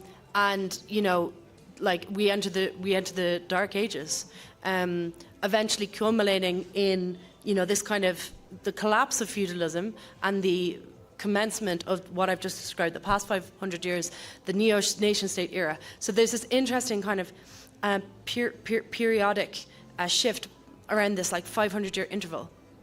So what it seems like is this connects this Y2K paradigm shift. Coming up to the millennium, we're entering a new age. We've seen, this was predicted by several people, there's all this Y2K cult stuff. One of the huge factors of this is the internet. But also, the rise of peer-to-peer technology, AI. There's a lot of novel technologies that are going to fundamentally restructure society in the same way that the discovery of gunpowder completely reconfigured the class structure of feudal Europe. So, we're entering into this kind of shift. So I reckon that we're entering a kind of a new dark age. That sounds scary, but it's actually a really good thing. The reason why I say it's a new dark age, there's the last one, the 500 years we came out of, that was kind of like a neo-Rome. So what comes after Rome, it's like a neo-dark age. That's the basic thing. But also, the Dark Ages was a time of immense cultural and spiritual growth. It was also a time of vast decentralization and reconfiguration of power. So I think the next 500 years is going to look something like this. And, we're going to see some of these processes of the past 500 years beginning to reverse. So a recentering of the peripheries, reactivation of the provinces, and power being restored to communities. And I genuinely believe that, these kind of peer-to-peer technologies, privacy-preserving anonymous technologies will play a role in this process. So the next 500 years, reforestation will be the basic process.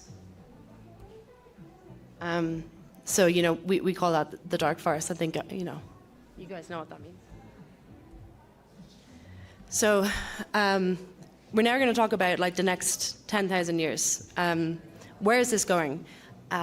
It's very easy to become kind of sad and demotivated by the future when you see all this like mass data harvesting and centralization of power going on. But so that's why we really need to create these counter narratives to compel people in a new kind of direction and imaginary. What I will show now is very visual. Please keep an eye. It's mostly about the images. These are early sketches towards a kind of agorist sci-fi about the expansion of agorism into like a spacefaring civilization. So we have 2000 AD, the beginning of the Neo Dark Age, the rise of this new spiritual cultural revival and mass reconfiguration of power, the endarkenment. 500 years after that, given our 500-year pattern, we have some kind of neo-renaissance where the spiritual development that has occurred during the Neo-Dark Age meets with a kind of growing technological perspective and knowledge, and they create a kind of renaissance at the meeting of these two things. This becomes the fuel for a cosmic expansion. Where humanity begins to set up these interplanetary stations, and eventually, what's really exciting about this is one of the cool things is that we end up speciating in the different interstellar habitats that we create. So this is speciation both at the level of genetics. So humans are adapting to the different conditions, but also a vast speciation at the level of civilization. So we can see you might have different experiments, you might have a more agorist society, another one more statist, and how does that play out over tens of thousands of years? That's the kind of speciation that we're going to see when we become a interplanetary species. Okay, so this is almost present day. So the next few slides will be images of this future. This is 2033. We have some lunarpunk fighters in a 3D printed weapons production facility. The timeline here is we spoke about this a lot over the last few days, but we're entering this period where the world is becoming increasingly multipolar. The unipolar world order, which the West is the dominant, and the liberal paradigm is the dominant way, is kind of declining. And so you have through this decline, you have the rise of these other breakaway civilizations. So there's many different types. There are the agorist kind of freedom cells that are, going back to the land and building up their farming capabilities and doing spiritual activation and stuff. So that's one thing. Then you've got these regional forces. The Catalans, the Basque, the Manc, all these kind of identities that have been denied their sovereignty within the nation-state paradigm will start to use the decline of the current world order as an opportunity to claim back sovereignty. At the same time, you're also going to have the network states crowd, which have already started kind of organizing around. And these guys are interesting because they're more compared to these the rise of the regional identities. These ones, the network states, are much more cosmopolitan. So they're typically people from all over the world that gather together. They're unified around some kind of a technological goal. So whether that's longevity or space exploration, and they get people from all over the place, and they form basically these kind of migratory cities that are moving around in different places. So we start to see, with the decline of the state, we start to see the emergence of these different forces. We also have the growth of 3D printed weaponry and the rise of encryption technology being these key forces in the disintegration of state power and the emergence of the new agorist paradigm. So that's why we have this image of the lunar punk in context. So I kind of talked about this. This is just a slide about the rise of network states and regional identities in the year 2050. Okay, so we skip forward a few hundred years in the future. So imagine like we've had this situation play out where we've had, you know, the rise of multipolarity, the rise of the exo-civilizations, the agorist movement, the regional identities, and you have this kind of mass breakup of reconfiguration of power. In the midst of this, you also have, you know, the process that we're going through now at the moment, this kind of, you know, a lot of people going through a spiritual crisis. This plays out. And so people are led to new kinds of monastic orders. And they begin to form like new spiritual disciplines based off the kind of the science, like, which is like ancient spiritual wisdom, but adapted towards like the new perspective that we have on the cosmos and on nature. So this is an example of a neo-monastic order that is working with quantum biology. So they're these kind of like monks that see science and technology as a sacred act of worship. So they don't see technology and nature as necessarily separate, but really like technology as a kind of as like a human mimicry of the wonder of nature. So they try to make their technology closer and closer to nature and to resemble nature more. And by like part of their process and their faith is also the exploration of nature through science, specifically their area is quantum. So you can see they've got these like quantum biological experiments going on, different kind of life forms in the image, different, you know, on the settlement, you can see these colors. That's supposed to be like these little farms where they're farming like, you know, some quantum biology stuff. Okay, so this is a kind of placeholder slide, but the idea here is that with these new monastic orders and all of these like diverse kind of civilizations that are competing for influence and building their capabilities, they're not, you know, it's not like a fully utopian, peaceful situation. The people are able to back up their autonomy through weapons.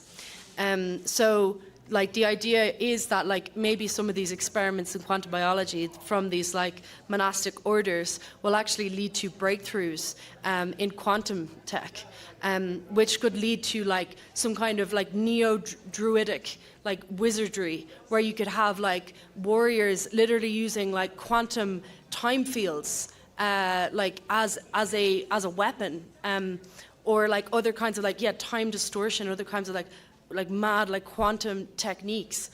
Some of these techniques, which could even include like reality distortion and stuff, would be so powerful that it might end up like deterring you know, violence against this druidic order that controls these quantum weapons completely. So like it could lead to the development of weapons that might instill a kind of a, you know, a certain like unstable peace where everyone is in a situation of like, you know, armed neutrality. They have the weapons, but they're not using it because, you know, they don't want to go down the quantum weapons warfare technique. But this is kind of an echo of the past where you used to have, like in ancient Ireland, druids that would be like manipulating the weather and stuff in battle. So you have like similar kinds of druidic weapon systems developed in like, you know, the year 2500 or so. Okay, so I mentioned in the past, like you had these different kinds of civilizations. We got the agorists, you know, we got the network states, and we've got the regional identities, and maybe we've got many other things as well that I'm not mentioning. Those exo-civilization network state type people, which have formed these communities around, you know, longevity and space exploration, they begin to make a lot of progress. So they've sent out probes and they've been like gathering intelligence on the cosmos. And there's the discovery at some point of alien life. I think the discovery of alien life is going to force a paradigm shift in terms of how we perceive ourselves as a species, and also how we perceive life and the cosmos in general. So this is going to be like a major tipping point in the future that that kind of, you know, is going to completely shift the timeline. This is just a fun idea, I don't know, but they're also possible. Maybe we find like evidence of an ancient civilization on Mars. You know, on Mars, it's known that if you test like the minerals on Mars, there's like the particular minerals which are produced in the byproduct of a nuclear explosion. So there's some like conspiracy that there was like large-scale nuclear war on Mars, and that's how Mars lost its atmosphere. And there's this whole like, there's a lot of, well, there's some people who write books about this that are like, no, there was an ancient civilization on Mars, and through the satellite imagery you can actually see like ancient structures and stuff. I don't know if that's real, but maybe we'll make those kind of discoveries that will change how we think about war, and how we think about, you know, the fragility of life in the cosmos. And you know, if we are kind of those reality restructuring ideas enter our world, they might really reshape how we think about conflict, and like, you know, encourage us when to enter the new phase, which is like you know, a unified confederate society that, you know, is like bound together by a shared reverence for the fragility of life, but also, you know, one that is like similarly interested in like space exploration and extending life to the cosmos. I think an important thing that is often overlooked when we talk about space exploration is like this idea that it's like a human colonial project, but people generally forget that expansion into space isn't just about humans going to space. In order even for humans to survive in space, we need to bring loads of other life with us. So, you know, all of the plants, all of the animals, they can come too. So, you know, we don't live in a bubble. We're part of an ecosystem. So, like, actually, space exploration involves the rewilding of planets. Okay, so somewhere on the timeline, we have these kind of civilizational emergence. So like we have, I mentioned that there was like a new belief system which saw nature as sacred and saw science as a kind of an act of reverence to nature, and like an act of faith and of respect, and saw technology as like a mimicry of nature rather than a kind of a weapon against it. And so in the way this plays out is in these future civilizations with that are obsessed with hyper biodiversity. They see like diversity in general as like, and the richness of life as being some kind of like supreme aesthetic and philosophical principle. So they begin to do a lot of effort to de-extinct plant and animal life that was lost in the past. So they're bringing back all these ancient animals and plants.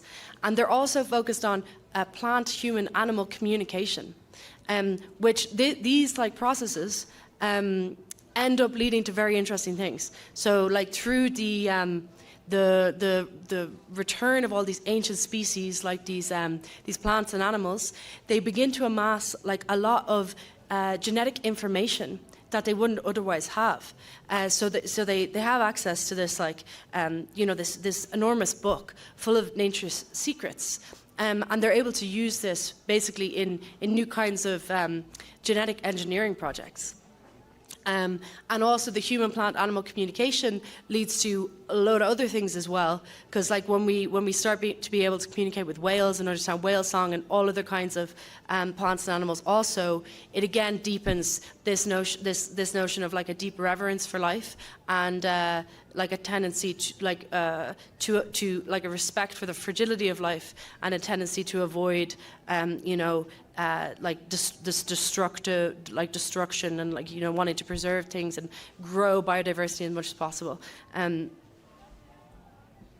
Okay, so I put this slide here just to say that, in this future scenario, we've talked about all of these different diversities of civilizations, right? Like we mentioned them several times.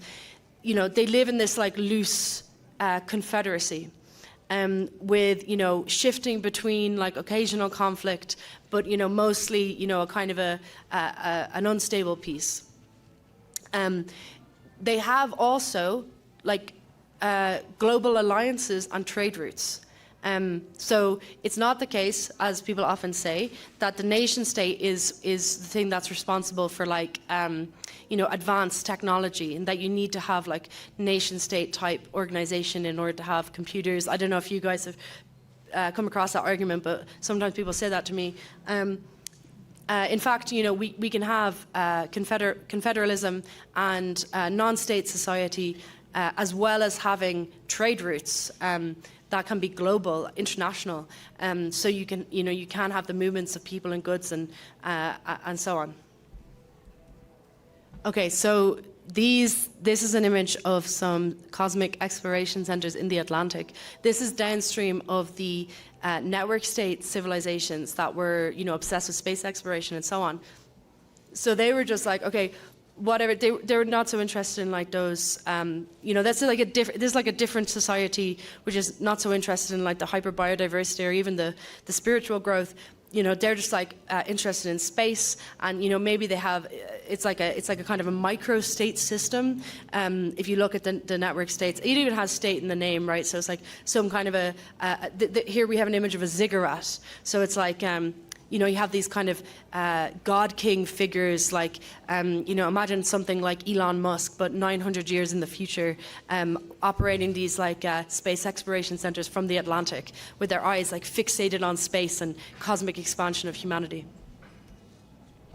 Okay, so, the combination of these efforts, these kind of quantum experimentation, genetic engineering, hyperbiodiversity, and space exploration culminates in successful terraforming experiments on Mars. So here we have the growth of this kind of like very hardy moss that's like started to take over the Martian surface, and it's slowly introducing an atmosphere to Mars. Over the course of many after a long time, the atmosphere will eventually become breathable. We also have some terraforming on the moon, in the lunar soil.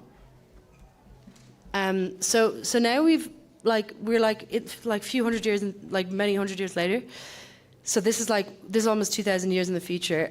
We have humans and animals and plants living together on Mars.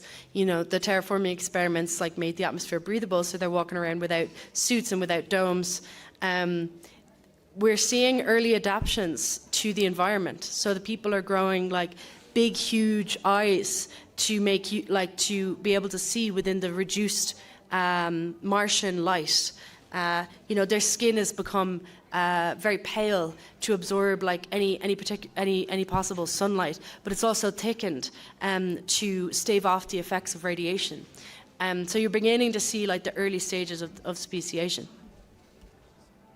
Okay, now we're going boom, many huge far in the future. This is 1800 or something, and we have the human expansion onto exoplanets. So here it's a world which is the chlorophyll. There's many suns, and so the plants are not actually based on chlorophyll, the thing that makes plants green. Yeah, they're instead they're red. So that's to do with something to do with the way that the plants are synthesizing. And the humans, their eyes have adapted to this. So we're now seeing the later stage speciation. Okay. Yeah. So that's a really quick sketch of a sci-fi. I hope we're gonna evolve on that more and more. But I think it's important to tell these kind of, inspiring stories and not get too caught up on the dystopian outcomes that are very real and possible as well. So, let there be dark is the phrase that we have in DarkFi. The darkness, it has a bad rep. Like, people think it means something scary, but really, darkness it means life. It means fertility and becoming. The darkness of the soil, of the forest, of the ocean, and of the cosmos. So let there be dark and let there be life. Thank you.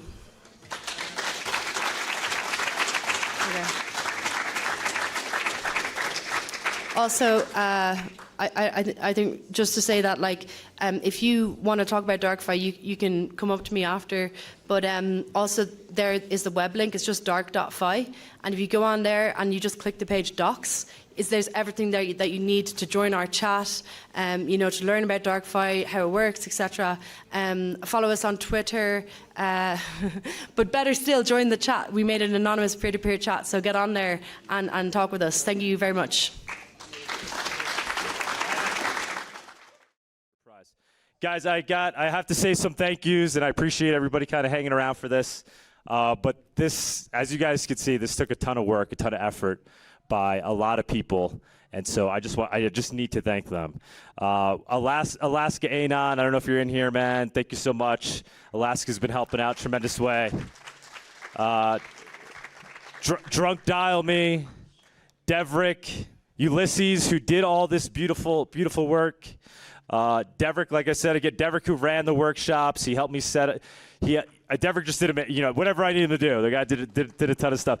Like I said, Drunk Dial Me. I gotta go into a little detail there. I mean, the guy was just nonstop trying to help me.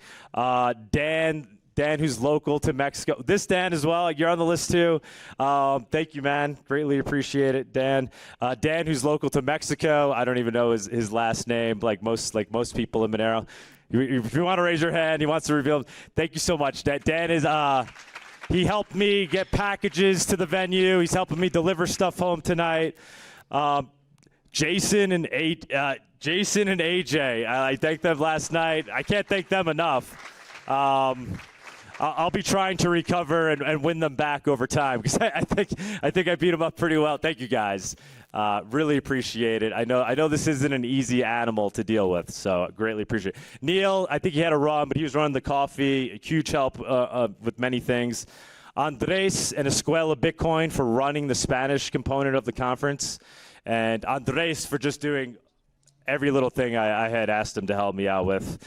Eric Blair, if you're around, if you're out there, thank you so much, man. Danny, you are there. I have you down as a Narco Poco guy. Thank you, Danny. Venka, he was Sunita's helper. He was helping at the door. He had orange hair and a Monero shirt on. He was Anon the entire time, and he was a tremendous help, and then he just mysteriously disappeared. He helped us in a tremendous way. The two people, oh my God, Sunita, what were the names of the two people at the front door that were helping us? I don't think you put them on the list. Brandon. What's that? Alma and Brandon. Alma and Brandon, amazing. They ran the door for us.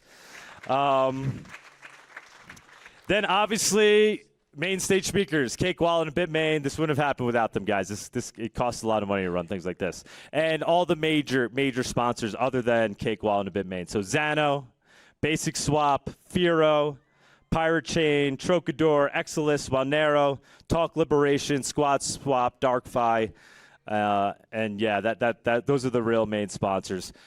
Guys, this has been amazing. I hope you enjoyed it as much as I did. Obviously, the biggest thank you of all goes out to my wife, Sunita, who's been working nonstop at home with the baby on the way, and luckily that baby didn't come any sooner than we thought. No. It's due any moment now. So thank you, Sunita. I love you. Thank you for allowing me to do this. And thank you for your, as hard as you guys see me working and running around, Sunita is doing just the same while dealing with me at the same time. So It's hard, guys. she's a very skilled person. honestly, the only thing this conference was missing, in my opinion, was Sunita's presence. She brings more than assistance. She's the yin to my yang. But yeah, no, she wasn't around. So, but Sunita, I love you. I'll see you soon. And thank you to all of you guys, everybody that attended. I mean, who wants to see another MoneroTopia? Hands up. All right. I mean, I'm going to be honest with you. There's moments where I'm like, I don't know, man. I don't know. Sunita and I are like, I don't know. I think this might be it. But, yeah, you guys keep us going. So, you know. Thank you, man. Yeah. Thank you. So, yeah, we'll keep doing this as long as you guys keep enthusiastically showing up. The real value in this room is all of you, the time you guys devoted to this. You took time away from your families, your day jobs, and we all came out here to freely assemble and to honestly to figure out how we're going to win. And we know how we're going to win. If we use it, we win. Si lo usamos, ganamos. Good night, everyone.